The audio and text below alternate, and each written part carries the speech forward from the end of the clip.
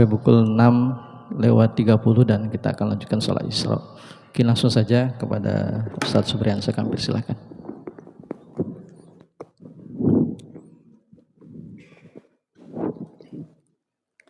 Bismillahirrahmanirrahim. Assalamualaikum warahmatullahi wabarakatuh. Alhamdulillah. Alhamdulillahilladzi 'allama bil qalam 'allamal insana ma lam ya'lam.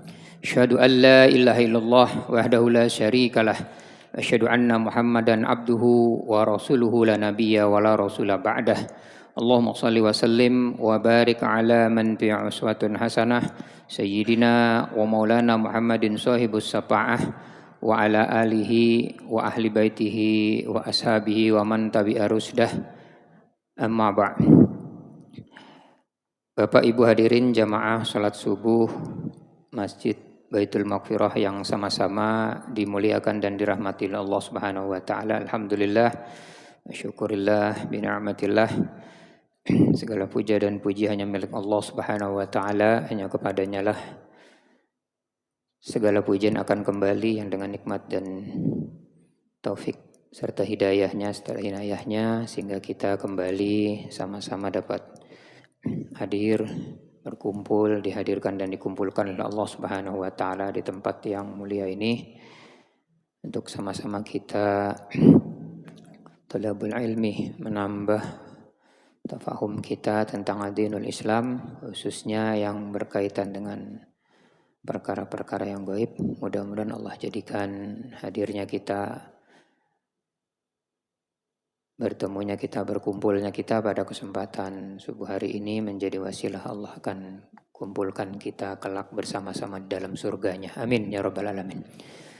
Salawat teriring salam senantiasa tercurah bal qudwa wal uswah jamil alamin rahmatan lil alamin khatamul anbiya wal mursalin Rasulillah Muhammad sallallahu alaihi wasallam yang dengan risalahnya sehingga sampai dengan detik ini kita masih sama-sama dapat membedakan perkara-perkara yang hak, perkara yang batil, perkara-perkara yang halal dan haram, perkara-perkara yang syar'iyah dan syirkiyah. Mudah-mudahan kecintaan kita kepada beliau menjadi sebab kita semua akan mendapatkan syafaatnya kelak di yaumil qiyamah. Amin ya rabbal alamin. Bapak Ibu hadirin jamaah yang sama-sama dimuliakan dan dirahmati Allah Subhanahu wa taala. Kita akan melanjutkan pembahasan kita pada bulan yang lalu pada Ahad 28 Januari yang berkaitan dengan seputar perdukunan di dalam pandangan Islam. Sudah kami sampaikan bahwa di dalam perdukunan itu ada dua hal yang berbeda. Atau dalam dunia pengobatan Islam itu ada dua. Yang pertama, ketika kita berbicara tentang ruqyah, kemarin saya sampaikan ada yang syar'iyah dan ada yang syirkiyah. Ada yang bentuknya syar'i sesuai dengan syariat, ada yang tidak syar'iyah yaitu syirkiyah, kita sebut syirik. Makanya dia juga disebut dengan ruqyah juga. Ya kan? Karena ruqyah kemarin kita bahas maknanya adalah kalau secara bahasa jampi-jampi, ya, jampi-jampi atau jimat, ya, bacaan-bacaan yang tidak ada tuntunannya. Sementara kalau bacaan-bacaan yang ada tuntunannya dari Al-Quran dan Sunnah, bacaan yang diambil dari Al-Quran dan jikir-jikir yang matsur, maka dia disebut dengan ruqyah syar'iyah. Artinya ruqyah yang ada contoh oleh Rasulullah SAW. Nah, kita sudah berbicara tentang yang syirkiyah kemarin, yang syirik. Ya. Kemarin sudah kita bahas, misalnya kalau syirkiyah itu bacaannya dia bercampur-campur. Ada yang dibaca dengan zikir Al-Quran, ya, ayat-ayat Al-Quran dibaca, tapi bercampur juga dengan bacaan-bacaan syirik. Lalu kemudian ada istilah-istilah mahar dan lain sebagainya. Ada istilah syarat-syarat tertentu. Ya, kemarin sudah saya sebutkan sampai ada yang minta syarat carikan kucing yang yatim piatu katanya. Anak kucing yatim. Itu benar Pak, memang ada. Itu orang yang ketemu dengan saya ya. Gimana Ustadz cari yang yatim piatu katanya. Memang dibuat sedemikian rupa, didesain sedemikian rupa supaya si pasien ini bingung. Ketika bingung, ya sudah Pak Ustadz aja yang carikan gitu. Nah, ada yang begitu. Ada juga kambing misalnya dengan istilahnya dengan kriteria tertentu ya, warnanya harus begini, misalnya 3 warna dan seterusnya ya. Ada ayam tertentu misalnya. Atau kalau di Samarinda ini yang saya sering temukan itu adalah, saya tidak tahu istilah, mungkin ada yang tahu di sini istilah penduduk itu, saya tidak tahu apa maksudnya gitu ya. Nah itu saya kemarin ada datangi orang anak SMA itu bukan gangguan. Jadi ketika saya ketemu dengan beliau, dia nanya ke saya, Ustadz maharnya apa katanya, syaratnya apa? Saya bilang nggak ada syarat apa-apa, nggak ada mahar apa-apa. Lah, kemarin saya berobat Ustadz katanya, maharnya disuruh penduduk. Nah, saya tidak paham. Jadi saya katakanlah ke orang yang ngobatin saya itu. Saya bilang berapa maharnya? 3 juta saya bilang. Masya Allah. Ya, 3 juta kan dapat Redmi ya Insya Allah. Ya, jadi dibuatlah sedemikian rupa. Saya bingung Ustadz carinya di mana katanya begitu. Nah itu memang didesain demikian rupa. Namanya juga perdukunan itu ada yang mistik, ada yang intrik. Nanti saya sebutkan terkait dengan yang intrik, terutama yang berkaitan nanti dengan kaitannya orang-orang yang memasang susuk ya. Banyak saya temukan di Samarinda itu. Ada yang intrik, ada yang mistik. Lalu kemudian ada yang sebut pantangan-pantangan. Ya, enggak boleh itu, enggak boleh makan ini dan seterusnya. Ya itu perjanjian sebenarnya. Kemudian memberikan jimat-jimat dan seterusnya. Itu kemarin sudah kita bahas ya. Kemudian kita juga kemarin sebut diantaranya adalah biasanya perdukunan itu tidak menggunakan nama-nama aslinya. Kemarin sudah saya sebutkan ya dengan ki dan seterusnya, gus dan seterusnya begitu ya, supaya terlihat ya lebih menjual lah begitu ya, lebih menjual. Jadi secara apa istilah dalam bisnis itu apa namanya, pemasaran itu apa istilahnya itu ya, marketingnya begitu ya. Jadi memang ya ciki itu kan yang mahal tuh bukan isinya sebenarnya ya, yang mahal apanya, bungkusnya.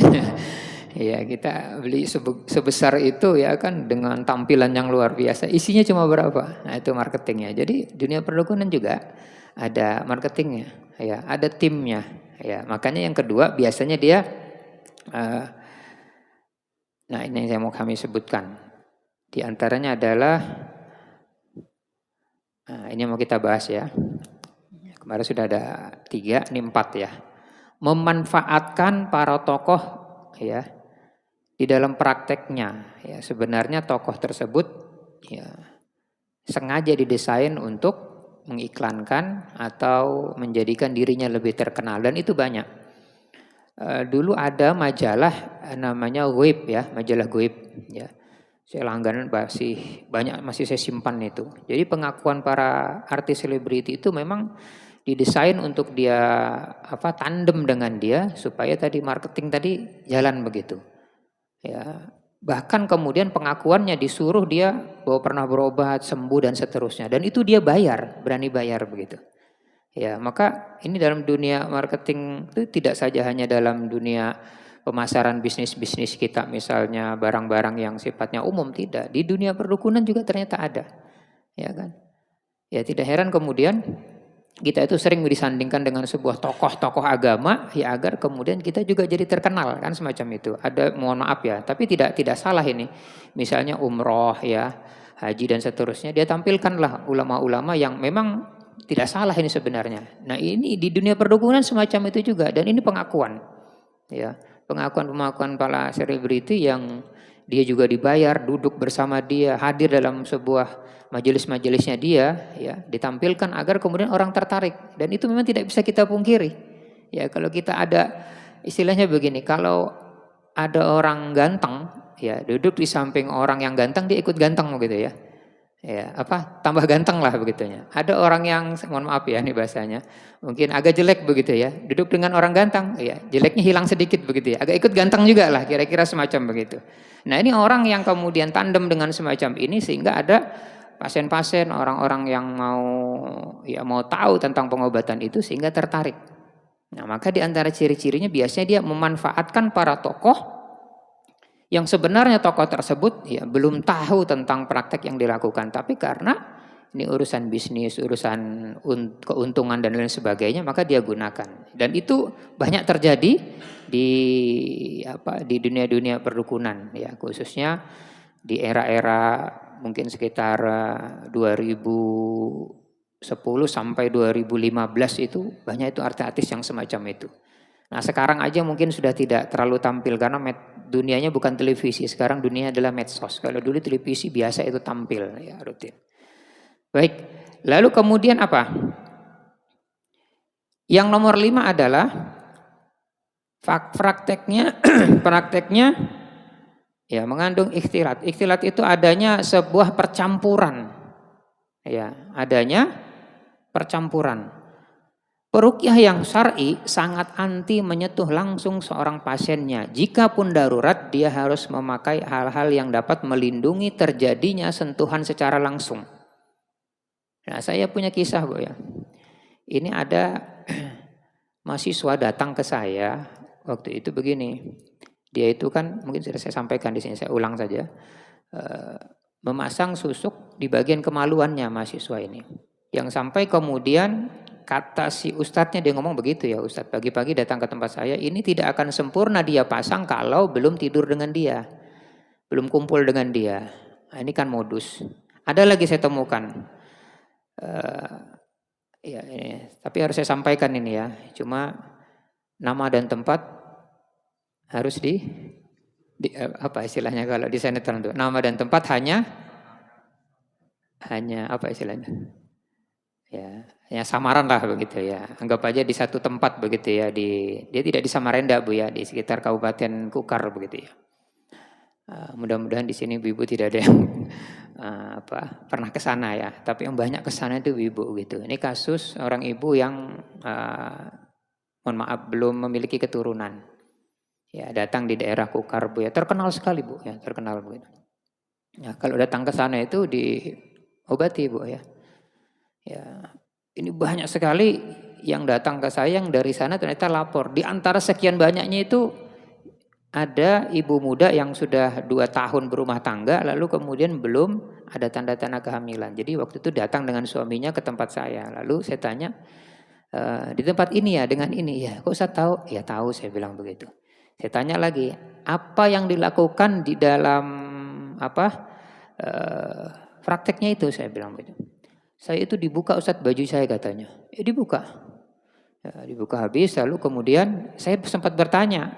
Ketika saya tanya, kok begini katanya begitu. Kan kita nggak boleh katanya begitu. Enggak, saya ini haji dan saya ini mata saya sudah ditutup dan saya tidak ada nafsu terhadap wanita.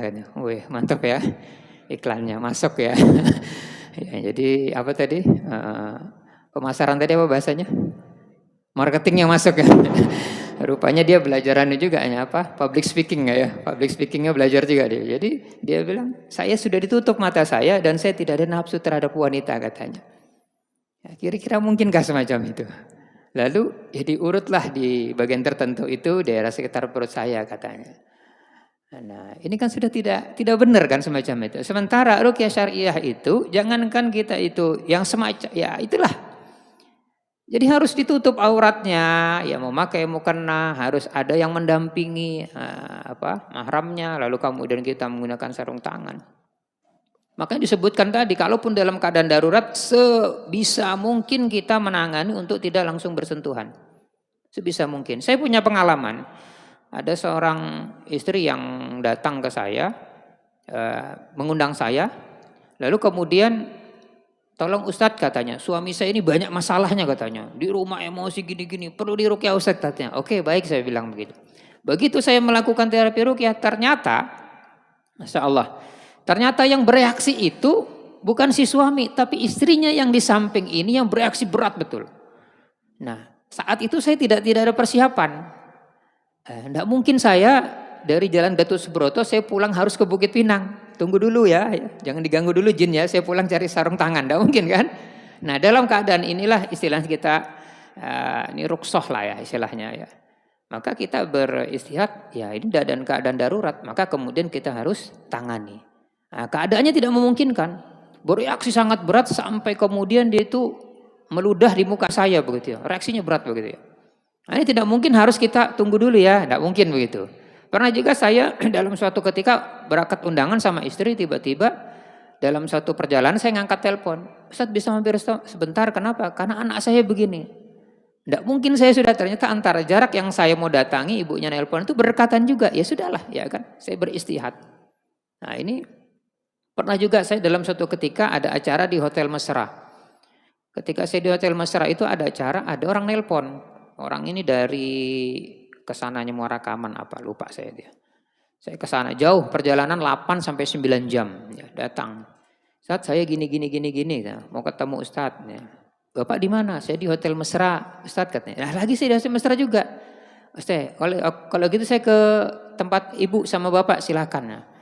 Ustaz kita ketemu dulu ngobrol ya. Begitu saya masuk di kamar ya, ketemu dengan suami istri itu, saya baru ketemu dia langsung bereaksi ngamuk dan muntah-muntah ngeliat saya begitu.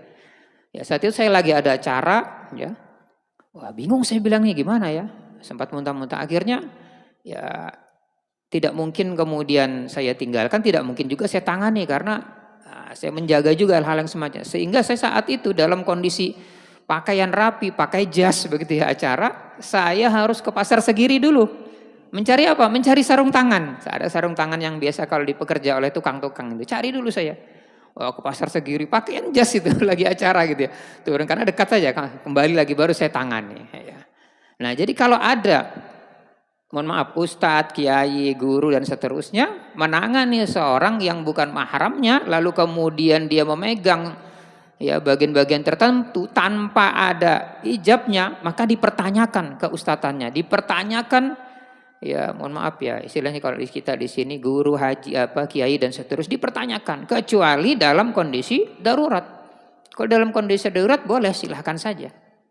Nah ini perlu dipertanyakan. Bahkan saya pernah ada pengantin baru, mungkin baru 1 minggu Bu. Ya Pak, baru 1 minggu saya ditelepon di daerah Dr. Sutomo. Malam-malam sekitar pukul 2 gitu. Ustadz bisa tolong, kenapa? Istri saya ngamuk-ngamuk kesurupannya. Masuklah tanpa sadar saya begitu kan. Gimana, di mana saya bilang gitu. Begitu saya datang diminta tolong jam 2, jam 3 itu. Ternyata istrinya hanya pakaian dalam saja. Ya, namanya juga pengantin baru Pak ya. Kalau kita pengantin lama di sini ya. Ada juga yang baru mungkin ya. Ya. Tidak mungkin kemudian ya dalam kondisi semacam itu bagaimana saya menangani begitu. Maka saya suruh kepada suaminya tolong kalau bisa ditutuplah ya semampunya. Nah, ini pengalaman-pengalaman Pak. Pernah juga saya jam 1 malam di Lambung itu, ya ditelepon oleh seorang penjual nasi goreng, jam 1 malam saya datang. Begitu saya datang, kata suaminya, tolong Ustadz istri saya lagi ngamuk-ngamuk. Bisa enggak? Cuma enggak pakai baju Ustadz, dia bilang. Nah, kenapa? Enggak tahu ngamuk buka baju katanya. Waduh, nah, ini kan bahaya semacam ini. Ya. Akhirnya saya katakan tolong dipakai mukena saja kalau bisa, atau pakai apa. Enggak bisa Ustadz ngamuk-ngamuk. Waduh. Ini kalau modus kan kita kesempatan ibaratnya begitu kan. Tetapi kita menjaga hal-hal yang dapat memungkinkan mengganggunya hati pikiran kita. Ya, ini bahaya yang semacam itu. Akhirnya saya baik ikhtiar saat itu kita bacakanlah doa-doa ruqyah dalam air lalu kami suruh minum.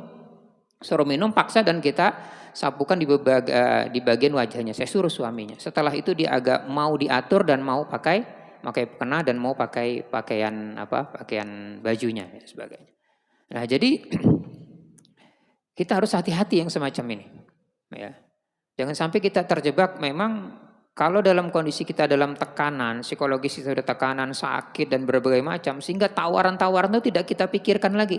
Intinya bagaimana kemudian kita bisa sembuh. Kita bisa selesai. Kadang-kadang begitu. Kita tidak mikir ini halal, ini haram, ini boleh atau tidak. Bahkan kemudian orang yang sampai jual apapun bisa semacam itu. Ya. Macam-macam. Saya pernah lagi ketemu di Jalan Nusa Indah dia dekat Pasar Ijabah itu. Ibu-ibu muda. Saya datang kata ibunya ngamuk Ustaz di dalam katanya. Terus ngamuknya enggak pakai baju katanya. Ya ini banyak sekali saya temukan kasus-kasus yang kadang-kadang kalau kita tidak berhati-hati ya kita terjebak. Itulah kemudian gangguan-gangguan setan itu, gangguan-gangguan jin itu kadang-kadang bisa juga mengganggu seorang peruqyah. Nah, orang yang memiliki kemampuan ruqyah yang minim tentu berkaitan dengan akidahnya ini sangat bahaya. Sangat bahaya sekali. Ada satu pesantren di Samarinda ini, seorang ibu cerita dengan saya. Jadi waktu kami terapi katanya, kok beda Ustadz ya terapinya? Kenapa saya bilang?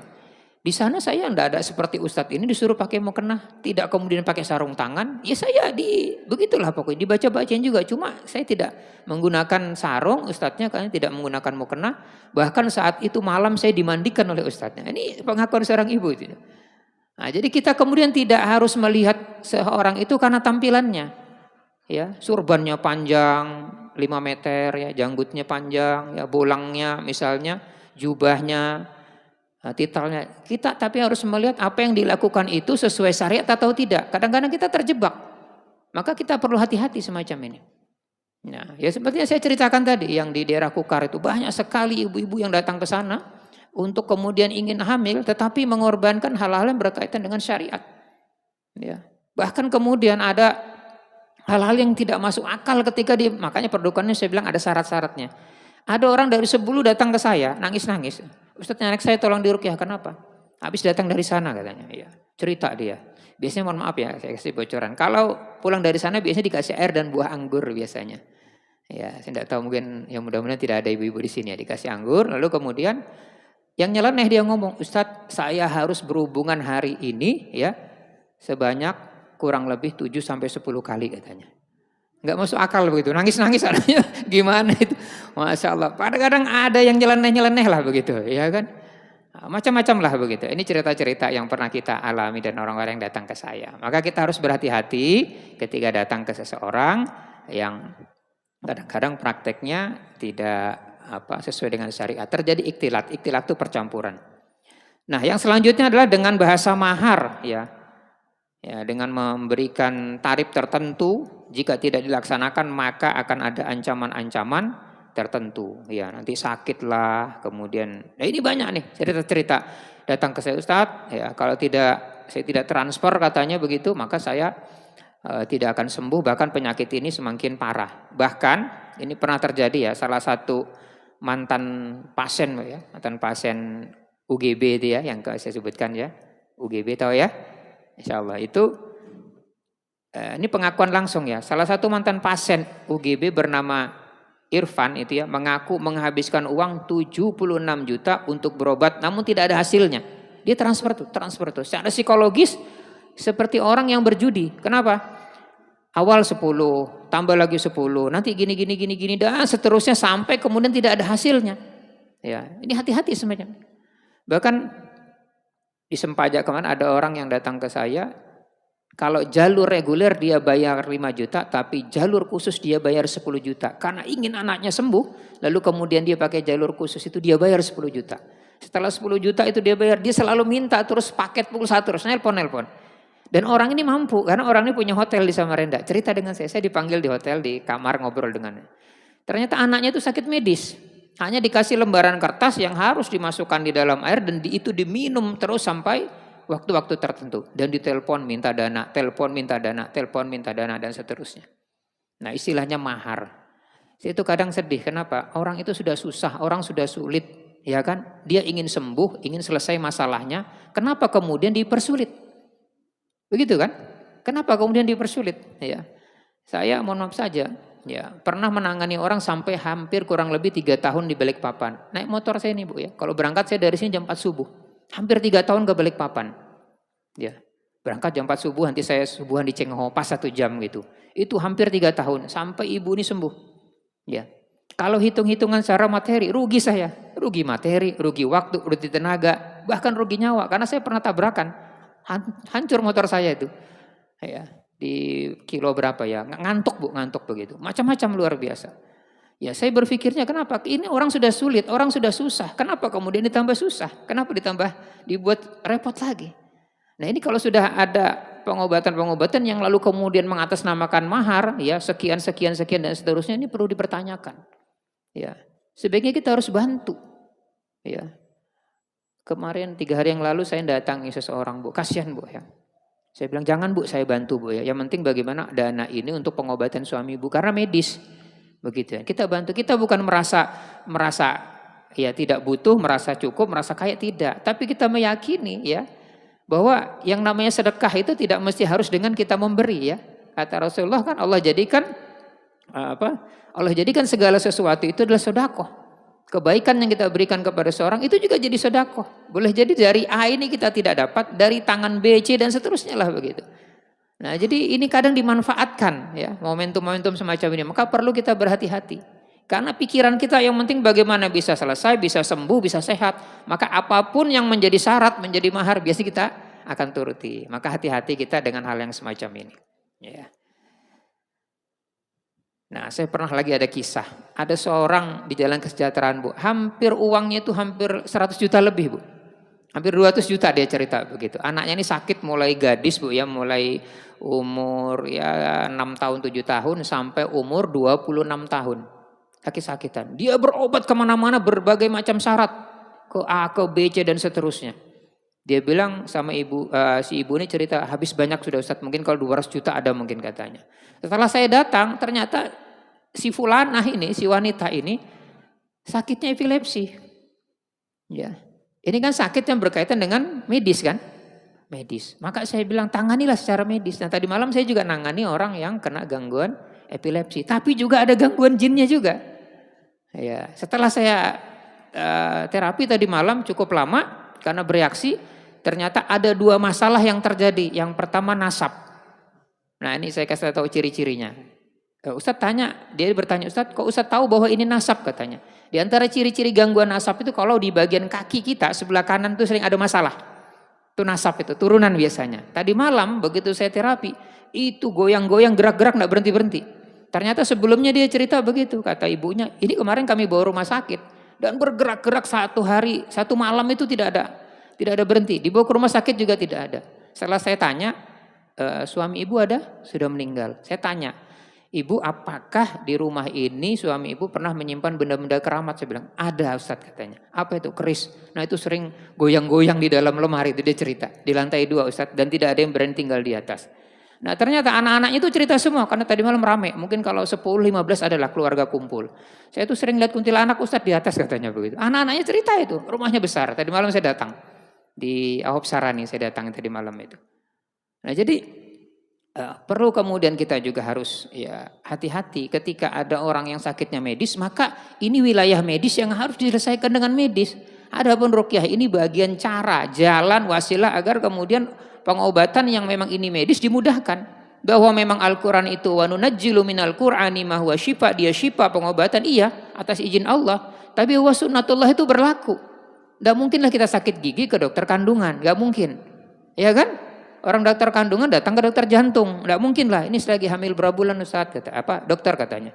Ya, datang ke THT, bisa nggak THT? Nggak nyambung. Bahwa sunnatullah itu harus juga jalan, tidak bisa tidak. Bahwa kita pernah juga menterapi orang yang sakitnya jelas-jelas medis bisa sembuh, iya. Tetapi bahwa wilayah-wilayah medis, psikis dan non medis itu ada terbagi dan harus kita lakukan, tidak bisa tidak. Nah ini yang perlu juga harus dipahami.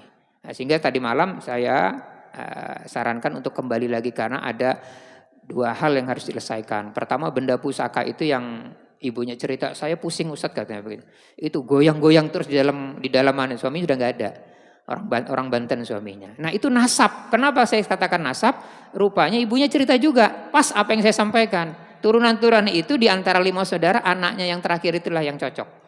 Nah itu kakinya goyang-goyang. Jadi kalau ada bagian kaki sakit sebelah kanan itu biasanya unsur gangguannya nasab. Nah itu ternyata ibunya cerita memang keturunan itu dilanjutkan dengan anak saya. Dan anak saya ini sekarang menjadi korban. Tapi bahwa dia ada sakit epilepsi, epilepsinya harus disembuhkan. Ya, bahwa dia ada non medisnya harus diselesaikan. Rumahnya besar, lantai 3, begitu saya datang ke sana, waduh, tidak ada yang ninggali Ustaz di atas katanya begitu. Anak-anak kami 5 sudah keluar semua, tinggal kami ini bertiga katanya. Yang belum menikah begitu. Itu ciri-cirinya biasanya kalau ada orang sakit di bagian kaki kanan. Ya, tadi malam kita terapi itu bereaksinya goyang-goyang sampai kata ibunya kemarin malam sampai diikat sama sarung katanya. Semalaman gak gerak-gerak. Dibawa ke rumah sakit tidak bisa juga. Ya karena memang beda. Ya tadi kan orang hamil datang ke dokter gigi tidak nyambung begitu. Akhirnya tadi kita terapi dan kita ulang nanti di jadwalnya seminggu lagi karena baru kosong. Nah ini kita harus hati. Baik, lanjutkan. Biasanya perdukunan itu disertai dengan aksi tipu daya menakut-nakuti bahwa tempat tinggalnya, rumahnya ya ini bermasalah. bahwa memang ada rumah bermasalah ya, karena memang tempatnya atau karena gangguan santet guna-guna iya.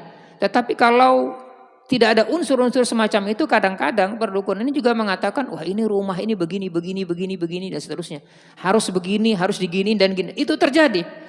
Lucu Bu ya, saya ini Pak pernah nangani orang di jalan Robinson itu apa, jalan M. Yamin ya. M. Yamin saya datang. Jadi waktu saya datang ke sana itu lucu. Ustadz, rumah saya ini sudah 3 kali saya ganti.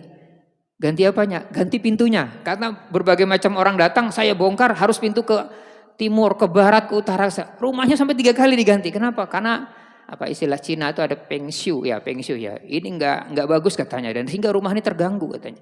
Memang rumah itu, cerita ibu, setiap malam ada orang mandi, buka pintu kamar mandi katanya. Ada suara anak kecil nangis, apa segala macam. Macam-macam gangguan tuh. Begitu kita datang, saya bilang tidak perlu kemudian ketika ada rumah itu memang gangguan, lalu kita salahkan rumah ini dengan merubah bentuknya. Enggak ada hubungannya semacam itu. Kita harus tahu masalah rumah itu apa.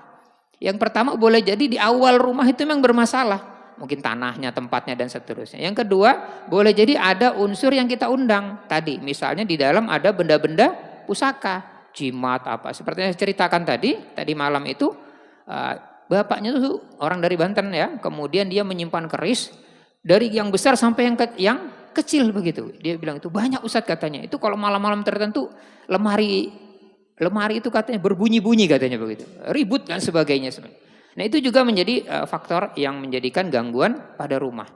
Yang ketiga bisa jadi karena unsur tadi, unsur santet ya, unsur guna-guna. Di antara tanda-tandanya apa? Gampang tanda-tandanya. Bapak Ibu kalau merasakan di rumah itu seperti kayak ada orang yang melempar gitu ya. Bunyi ya.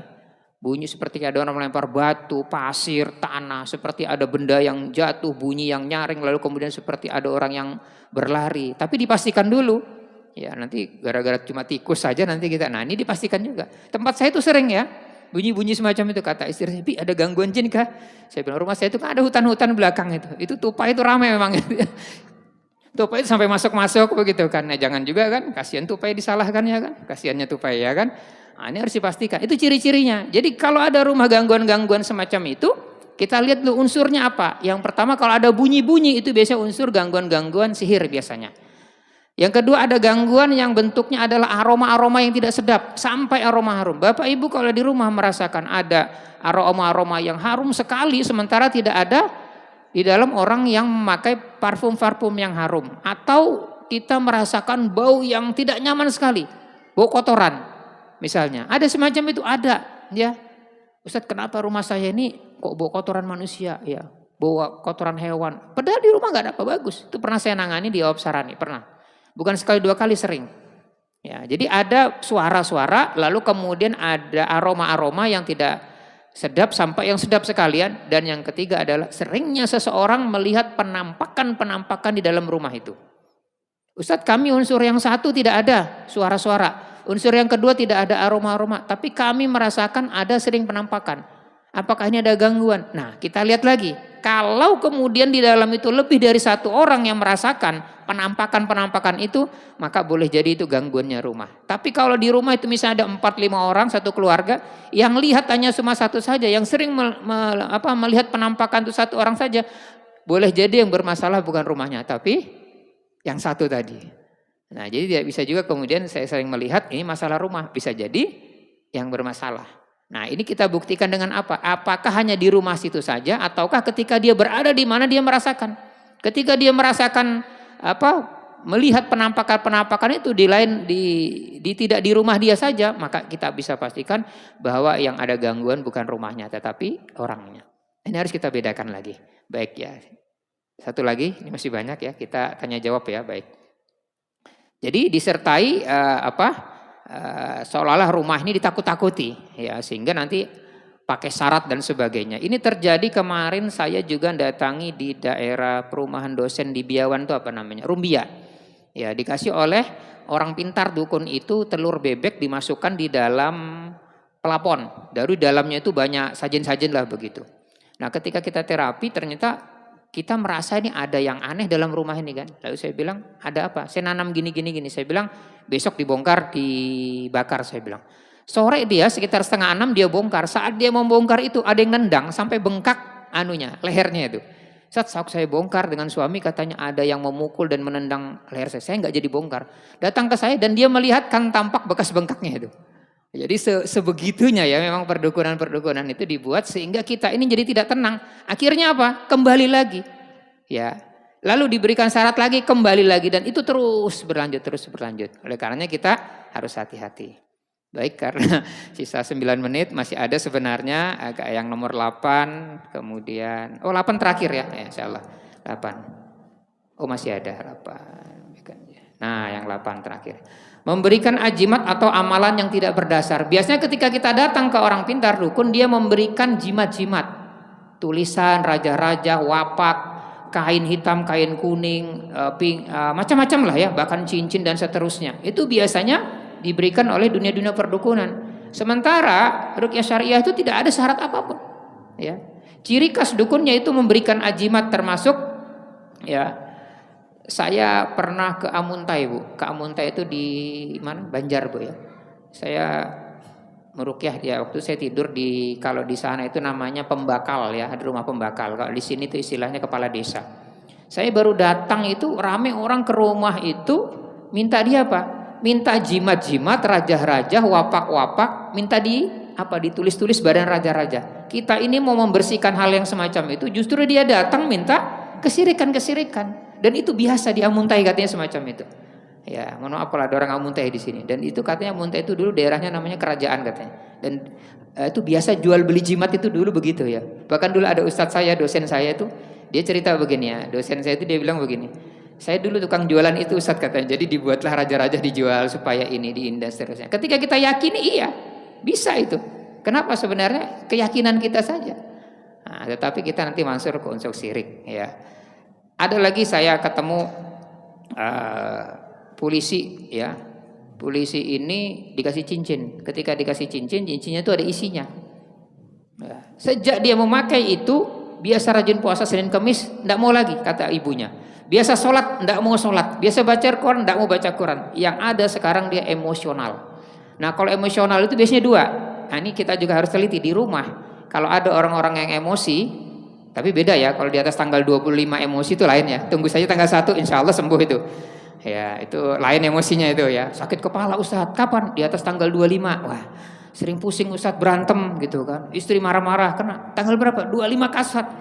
Tunggu aja tanggal 1 insya Allah sembuh. Nah itu lain beda itu ya.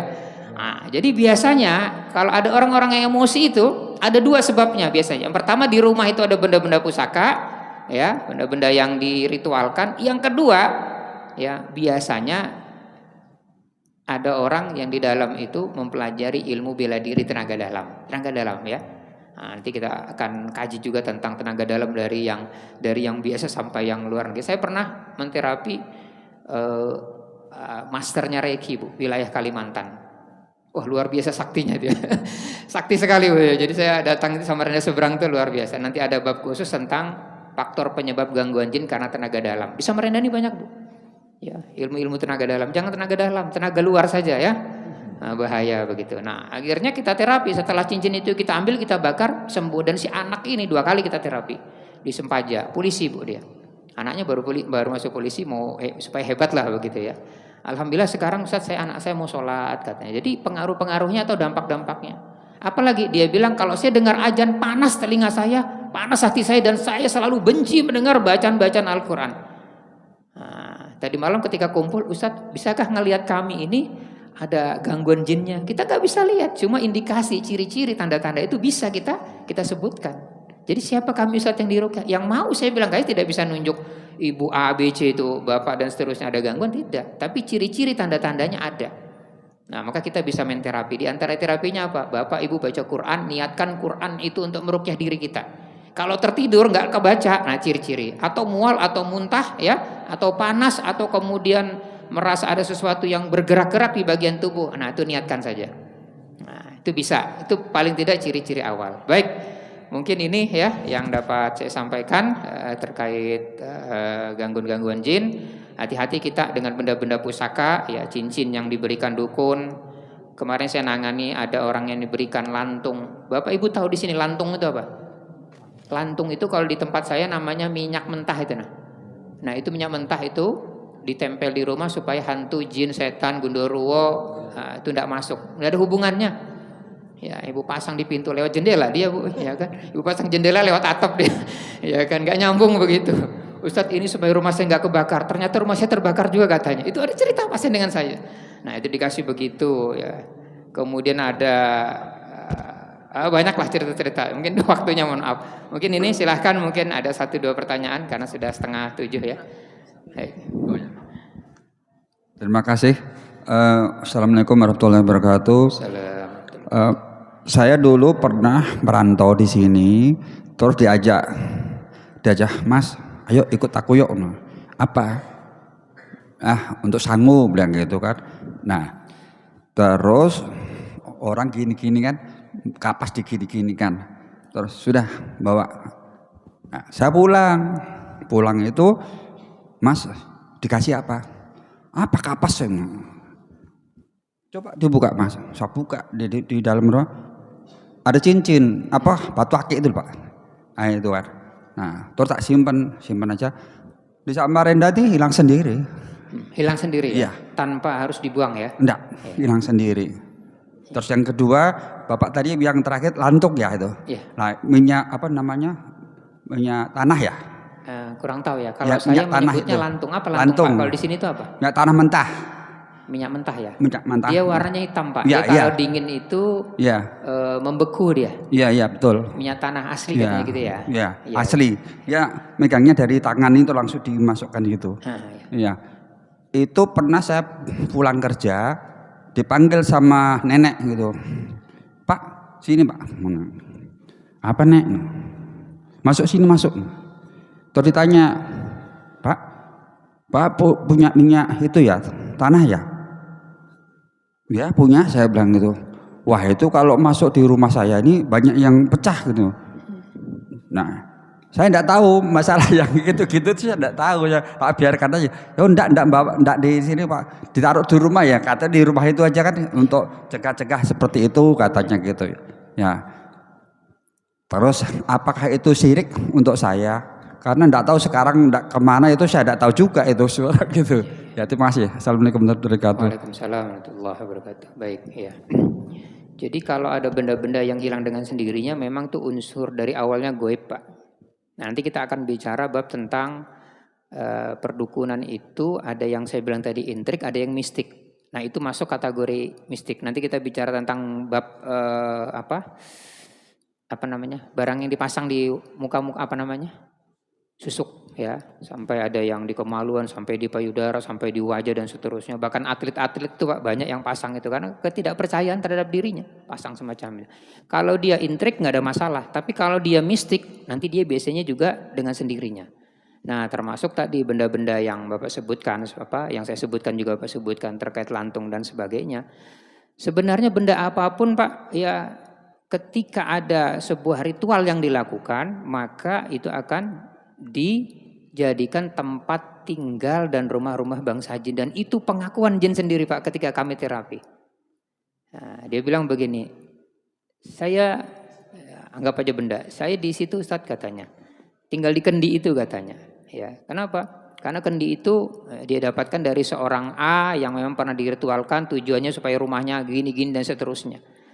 Saya tinggal di sini Ustadz katanya. Kenapa? Karena itu dapat dari si A, B dan seterusnya. Nah, ketika benda-benda itu kita yakini memberikan manfaat ya, yang menjadikan perlindungan bagi kita, kesembuhan, pertolongan, ya semuanya kita yakin dengan benda-benda itu, itulah kemudian kita syirik. Syirik itu Pak tidak mesti harus kita menyembah pohon, menyembah gunung, tidak.